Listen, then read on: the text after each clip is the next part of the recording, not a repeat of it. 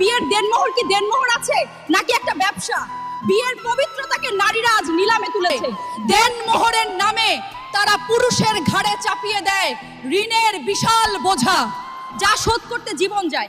আপনি সারা জীবন খেটে মরবেন নারীর জন্য, সংসারের জন্য, কিন্তু দিন শেষে সামান্য ভুল হলে নারীরা আপনাকে ছুঁড়ে ফেলে দিতে দুবার চিন্তা করবে না। ডিভোর্স হলে তো কথাই নেই, আইনের দোহাই দিয়ে আপনার কষ্টের সবটুকু সম্পদ কেড়ে নিয়ে তারা অন্য কারো সাথে সুখের সংসার সাজাবে।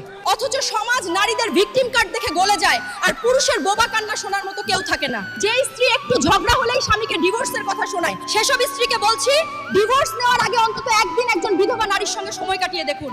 যে সমাজে স্বামীবিহীন নারীরা কতটা অসহায় থাকে, বিধবা নারীর কাছ থেকে জেনে নেবেন স্বামী মরে যাওয়ার পর তার জীবনটা এখন কেমন আছে। ডানে তাকালে দেখবেন কিছু মানুষের বোঝা হয়ে আছেন, বামে তাকালে দেখবেন কিছু মানুষের জন্য আপদ হয়ে আছেন, আর সামনে তাকালে দেখবেন কিছু কিছু মানুষের কাছে অসৎ নারী হিসেবে বিবেচিত হবেন। পেছনে তাকালে দেখবেন কিছু মানুষ আপনার দিকে লোভী দৃষ্টিতে তাকিয়ে আছে। এই জন্য স্বামীবিহীন হওয়ার আগে একটি কথা মনে রাখবেন, ছাদ ছাড়া যেমন ঘর হয় না, তেমনি স্বামী ছাড়া একজন নারী এই সমাজে কোনো মূল্য পায় না।